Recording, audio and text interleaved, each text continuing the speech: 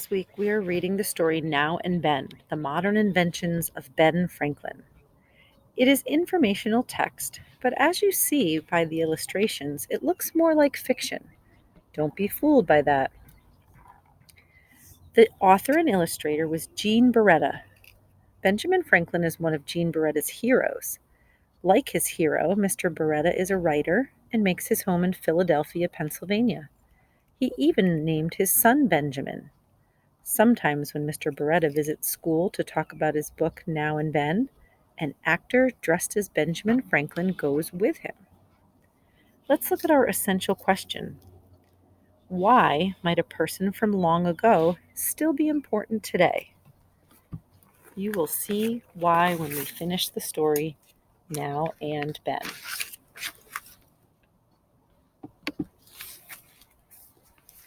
Now and then we think about Ben, Dr. Benjamin Franklin to be precise, and we think about his many inventions. Inventions he originated more than 200 years ago. It was as if Ben could see into the future. Almost everything he created is still around today. For instance, now our newspapers are filled with illustrations. Ben was the first to print a political cartoon in America. The cartoon encouraged the American colonies to join together or die like the disconnected snake. So, why did the author write, "It was as if Ben could see into the future"? Could he really see into the future? No, but since Ben invented things we use today, it's as if he knew we would need them. Look at the headings on page 523. How do these headings help organize the text?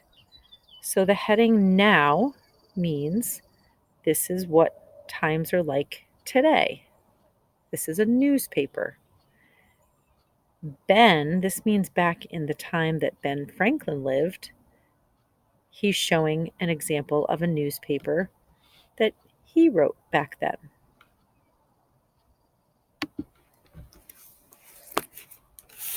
Now, our world relies on electricity. In the 18th century, many people believed that lightning was an act of anger and punishment from God. Ben was one of the scientists who discovered the true nature of electricity and how to use it. He learned that lightning is electricity when he attached a small metal wire to the top of a kite and gathered electricity from a storm cloud. Very dangerous, by the way. I wonder how Ben learned so much about lightning. I can visualize him looking out the window during a storm. He is drawing and writing about the lightning bolts he sees. I can also picture the flashes of lightning in the sky. I think Ben learned about lightning by studying storms and thinking about his observations. We talk about observations all the time, where we have to think of a question that we want to answer. We make observations, we watch and observe, and then we see what happens.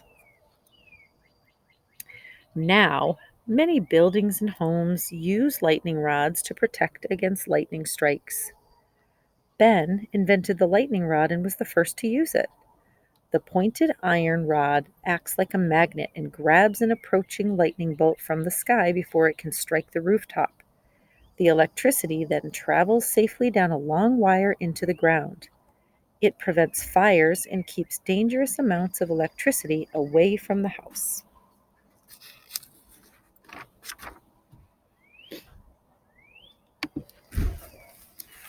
Now, this gadget goes by many names, such as the grabber. Everyone has seen one. It's the long stick that helps grab items from out of reach places. Ben invented the original device and called it the long arm because it worked like a very long arm. So let's compare and contrast. Remember, compare means to show how things are alike, contrast means to show how they are different. So what about this invention is the same today as it was when Ben invented it? It looks pretty similar, right? Someone is using the grabber to get something high from a top shelf with cereal, it looks like. And Ben is doing the same thing. He's getting a book from a very high bookshelf that he can't reach. What's different? Well, it looks like on the left, nowadays, the grabber is made with a lever that you pull or you squeeze, and that makes the hands open and close. If you look at Ben's, he has those same hands that open and close, but instead of a lever that you squeeze, you pull a chain to make it work.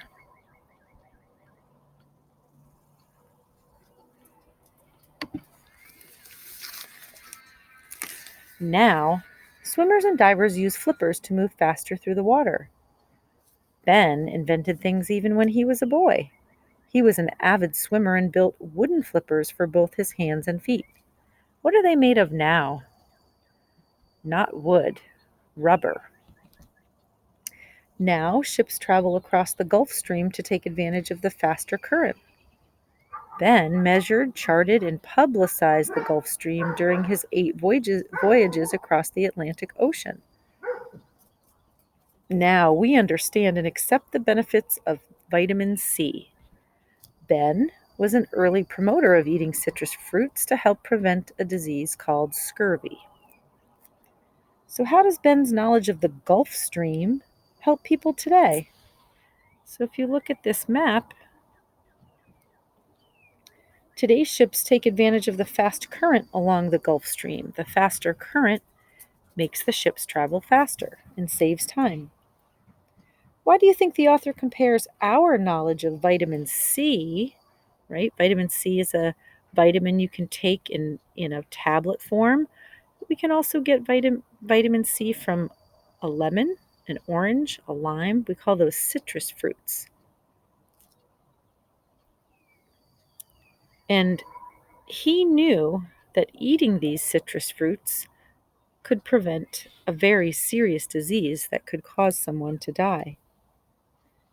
So the author must have wanted us to know that Ben Franklin helped us learn that citrus fruit would keep us healthy.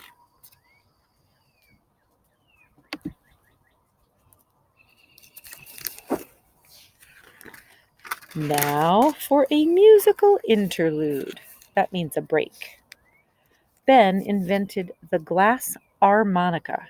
He was able to create music by simply touching his wet fingers to a row of spinning glass bowls. Mozart and Beethoven were so moved by the sounds that they composed for the instrument. Today, glass harmonicas are very rare. You are more likely to find one in a museum than in a music store. So, have you ever seen anyone, or maybe you've even tried it, where you filled glasses full of water at different levels and you dip your fingers in the water and you ring around the top of the glass and it makes a really pretty kind of a hollow sound? You should try it.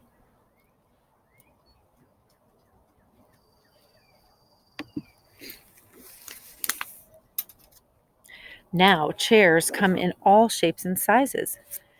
Ben designed 2 chairs that are still very useful. The writing chair combined a desk and chair into one. The library chair was a combination chair and stepladder. Now, everyone has seen a rocking chair, but not many have seen Dr. Franklin's rocking chairs. Ben invented one rocking chair with a fan on top and one that churned butter. Now, every year we observe daylight savings time, which means we set our clocks ahead 1 hour in the springtime. As a result, it stays darker longer in the morning when most people are sleeping and stays light longer at the end of the day.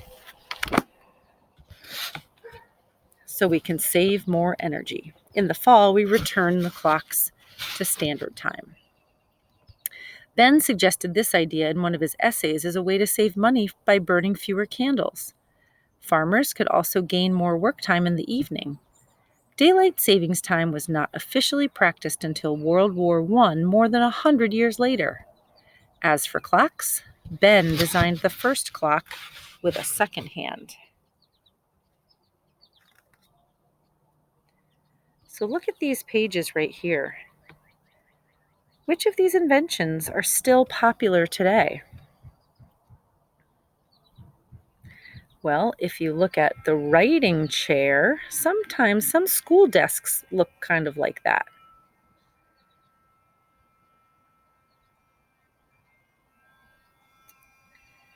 Okay, and the rocking chairs, we use those as well.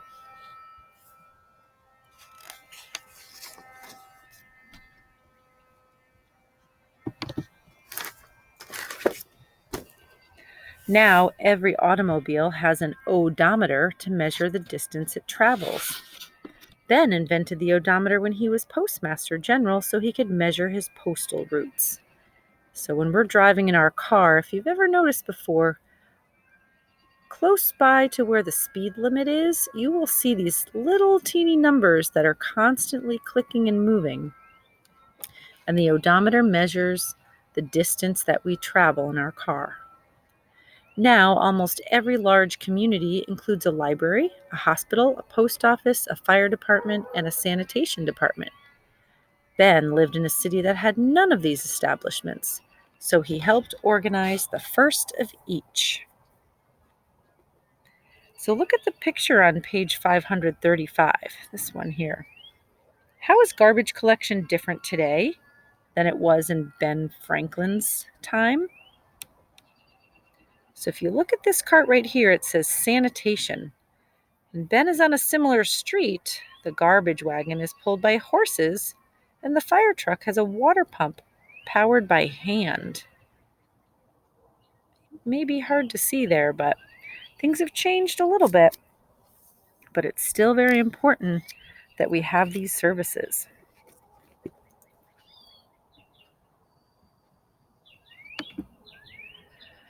Now and then, we owe thanks to Ben for his important inventions, but many would agree that his greatest accomplishments came in the form of documents, documents that helped shape the world.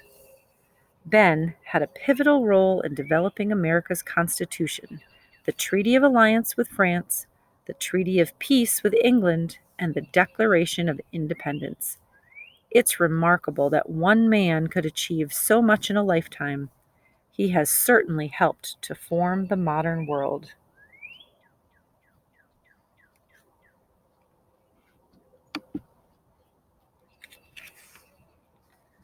Will his contributions help to form the future? So let's think about how things are different today compared to when Ben Franklin lived. And how is it the same?